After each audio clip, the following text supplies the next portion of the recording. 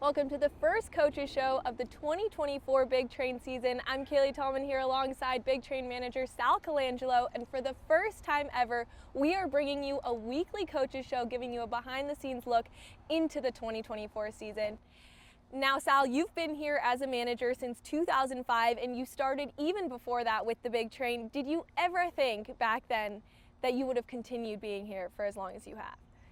No, I mean, back when it started and I met Derek Akopian, who I knew growing up, played against, asked me, I was living in Bethesda, asked me to coach. I didn't envision what it was when it started, because I just thought of it as the Clark Griffith League.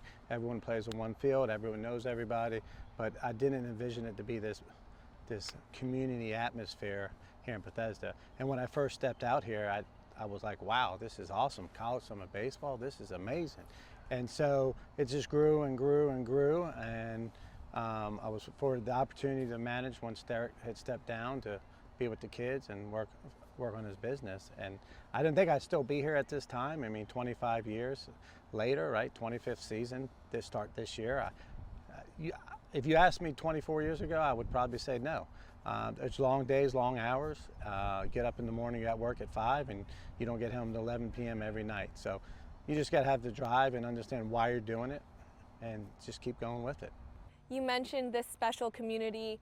What is your why? Why do you get up and do this every day of the summer? Great questions. Why? It's the 32 players that are in the dugout. If there's any way that you can impact their lives and help them in an aspect, whether it's on the field, off the field, that's why we do what we do. So really my why is the memories, the relationships building. I still get to talk to a lot of the players. They'll hit you up all the time. Text message, phone. I'm going to J-Mo's wedding in a couple weeks down in Maryland with Will, who, you know, I know if we're in a championship, Will, who's an attorney in Florida, that I'm going to get a call. For lack of better words, I won't say what he'll tell me, but it's just the memories, and my whys is those relationships. If you can touch them a little bit and teach them some type of life skill outside a structured environment that they come from in college, it's a successful season. Now, as we get prepared for this season, I want to take a look back into last season. You won yet another championship with a group after losing in 2021. They were charismatic, they were energetic. What was so special about that group of kids? So that last year was a long summer. All the summers are long, but we were fortunate enough to be able to go up north and play Newport and Martha's Vineyard. So we had games doubled up, and then we got rain, and we got more games doubled up. And these guys aren't used to playing every day. In college, you're playing on the weekend and maybe one midweek game. So let's say 4 games a week normally, and it's a grind. And their goal, 90% of them when they come out here, is to play at the next level, play pro ball. That's every day, except maybe a day off. So this is really emulating what pro ball is going to be like. So it was a grind, and then the social media started with teams and everything else, and they just found that extra gear and that energy. And I told them, I said, look, you guys are going through the motion. Bring the swag back, play the game, do the little things, execute the fundamentals, throw strikes, have fun, catch the ball. And if you do that, we'll have some fun. And then, of course, Dixon Williams and Jeffrey Hurd with the famous bat flips. And I'll take my warning. I mean, Jeffrey Hurd can bat flip 5 stories up and drop right down. He'd do that in his day. Not right, but, it was the emotions, and they felt it. They wanted to go out champions, because life's about competing in whatever you do. They never gave up, and that's just where we're at. First inning to the last inning, last pitch, we're going to play hard.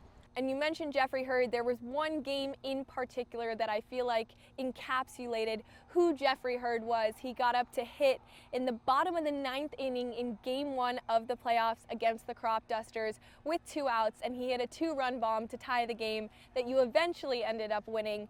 Was that the most exciting moment you've experienced in Big Train baseball? Yeah, I mean, we've had a lot of them, truthfully, but that last year, it still gives you the chills. He was so focused. He had his pulse down. He was calm. He wasn't overly excited. He was watching the sequence of pitches, and the guy threw, I think it was a guy in second, empty base at first. Guy threw a 3-2 hanging slider, and it's, still going. Looking back at it, when he went up, I'm thinking, okay, if he's gonna walk him, what are we going to do next? Who's following behind Jeffrey? What moves do we need to do? And thankfully, they didn't walk him. and you know, he as Nolan Shenwell will say, he deleted the ball and it was up in the trees. So it was a special time, and then the energy and momentum kept going from there, and then played a very good Alexandria team that had a lot of success in the regular season, and so did we.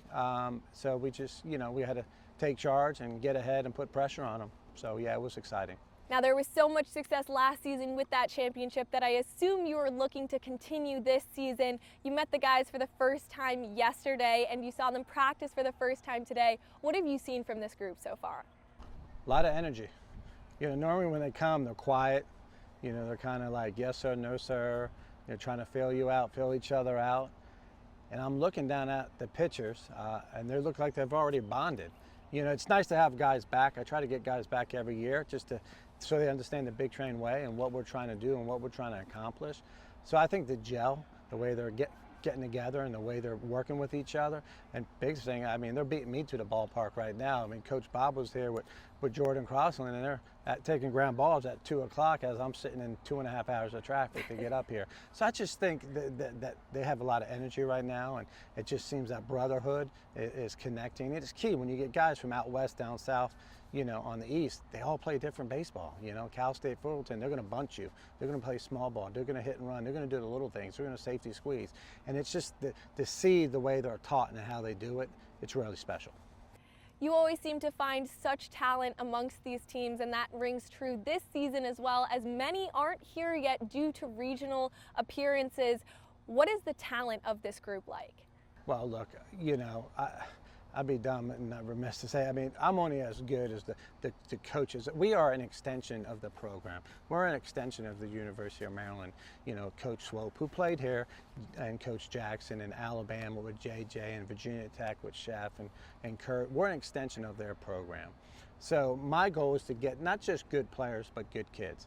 I want the good kids to put on a show out here for the community of Bethesda. And if you get good kids that want to work and get after it, you're going to be very successful. You're going to win a lot of games. And then as coaches, you got to coach. You got to put them in the right situations, pitch the right guys, and have some fun. Now finally, we've got a long summer ahead of us, which starts on May 31st for the exhibition game. What is going to be the one key to success this season? Pitching. Come out and pitch. Like I told the pitchers, we joke around, and Brandon Cassidy's like, yeah, but he'll love you at the end of the year. I said, look, I don't like pitchers. I got one of the greatest pitching coaches in the country, Coach Lopez. I got Coach Smith coming in that played in the big leagues. I don't need to be involved with the pitchers. I'm just going to make the changes and sit down with Coach Lopez and decide who we want, and we'll throw 3 or 4 guys a game. But I think pitching is always key, pitching and defense, and we got to execute the fundamentals. I think we're going to be able to hit with power. We're definitely going to be able to run. We're going to steal a lot of bases, put pressure on people. But I think if pitching can come through, we have 20 arms. Everyone's going to pitch because we try to save their arms and not kill their arms. We'll be pretty successful. Well, thank you, Sal, so much for joining us on the first episode of the Coaches Show. I'm really excited to see how this continues and progresses all season long, and that starts with the exhibition game on Friday, May 31st at 7 p.m., followed by the home opener on June 1st. We'll see you then.